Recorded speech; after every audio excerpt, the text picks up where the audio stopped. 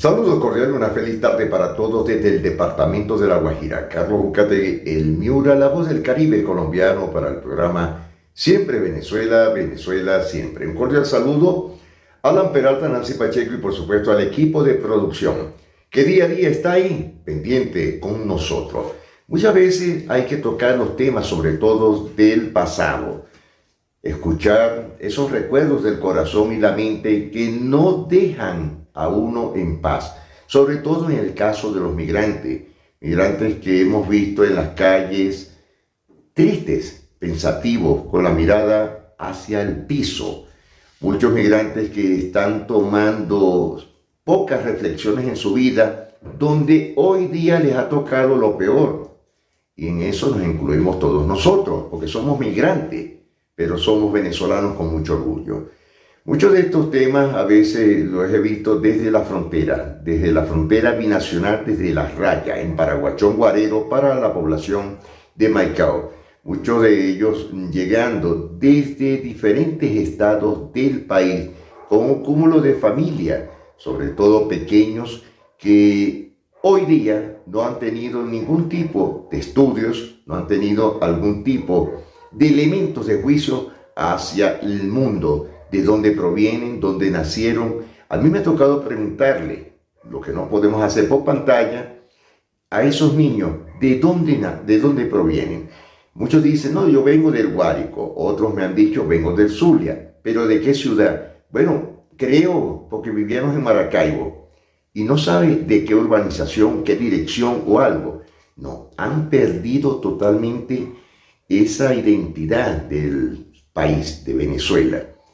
Y muchos de ellos que no solamente llegan hasta los 8 años, sino personas que tienen después de 12 a 16 años, hoy día aquí en Colombia, y me imagino que en una cantidad extensa de migrantes preadolescentes, adolescentes y adultos contemporáneos, les he vuelto a decir de dónde provienen y muchos ni siquiera saben de qué ciudad, dónde nacieron, en qué hospital, qué está pasando con esto. Esto es preocupante, porque la identidad la están perdiendo, y no de ahora, ya es más de década y media que esto está ocurriendo con todos los jóvenes del país. No conocen perfectamente ni siquiera lo que significa la letra del himno nacional, no saben lo que significa hablarle del país.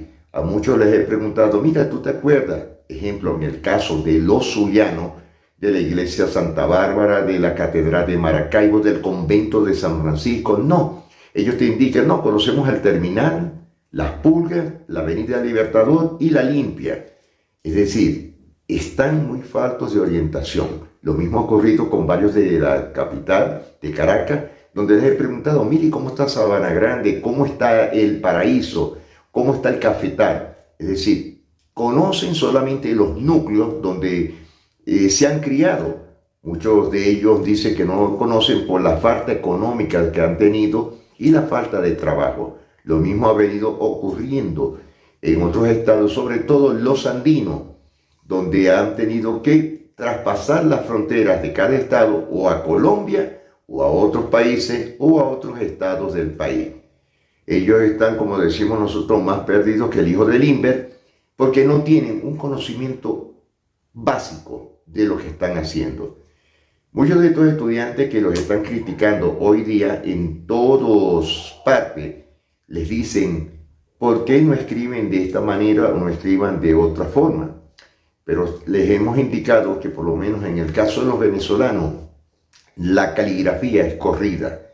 Y esto no ocurre en otras partes donde siguen escribiendo en letra en molde.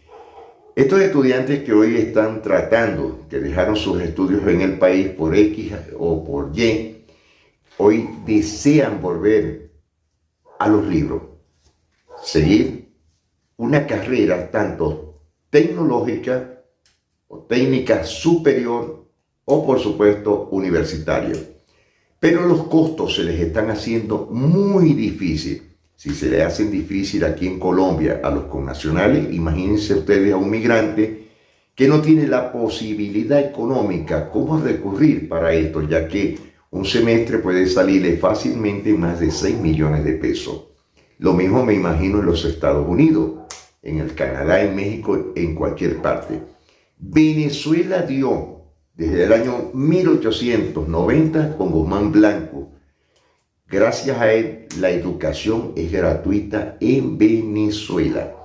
Ahí habían nicaragüenses, cubanos, colombianos, ecuatorianos, bolivianos, chilenos, que desde los años 40 hasta los años 90 pudieron graduarse en Venezuela, recordando aquellas excelentes becas en el gobierno de Carlos Andrés Pérez, en su primer gobierno, de las becas Gran Mariscal de Ayacucho, que fueron las becas más importantes a nivel del mundo.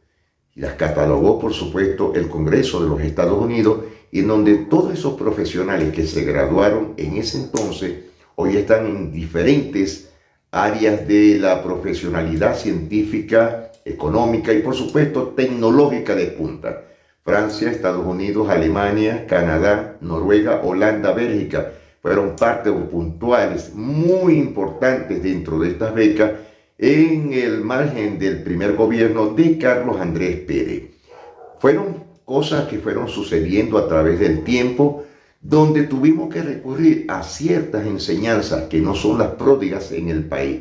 Lo lamentable de todo esto es que se están perdiendo muchas personas, sobre todo, como lo decíamos nosotros en los años 70 y 80, fuga de cerebro. Hoy Chile ha venido aceptando a los grandes médicos, oftalmólogos, traumatólogos, cardiólogos, sobre todo de Venezuela. Lo mismo ha ocurrido en el Perú, en Bolivia, en Argentina, señores, y en los Estados Unidos, sobre todo en Miami, donde los oftalmólogos venezolanos están muy bien parados. Lo mismo ocurre con la ingeniería petrolera en diferentes áreas de Latinoamérica y, por supuesto, en Norteamérica. Como al igual ya hay personas venezolanas como encuelladores, técnicos perforadores de primera, que están en el Mar del Norte, en Irlanda y, por supuesto, en diferentes países de Europa, enseñando lo que ellos aprendieron hace 25, 30, 40 años.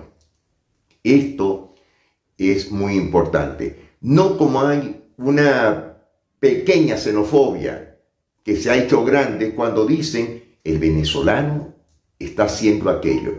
Lo que hay que buscar la información policial.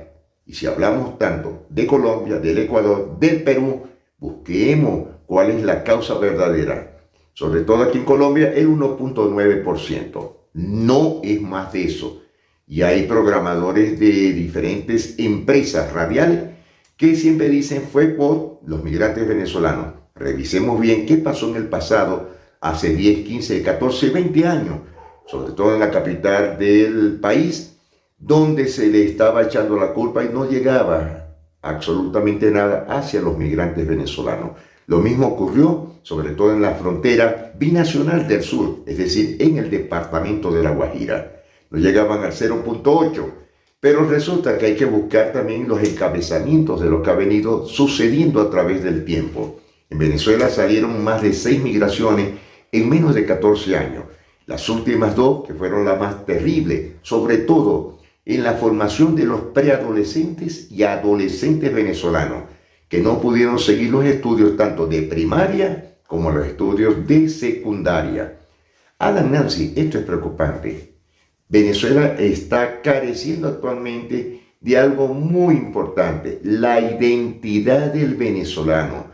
Están tirando por la borda o se están guindando los libros como el hombre del bacalao en el hombro, y no han permitido que sus hijos crezcan con la motividad de decir soy venezolano. Venezuela es un gran país.